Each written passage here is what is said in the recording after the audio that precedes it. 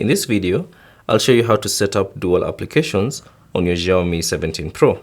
So all you have to do is open the settings, and then within the settings, simply scroll down and select apps.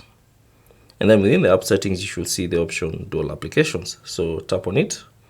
And then from here, you should see all the applications that support dual applications or dual apps. So all you have to do is find the application that you'd like to use it as a dual application, and you should see a toggle switch icon next to it. So tap on that, and that should create a dual app. It will create a dual application.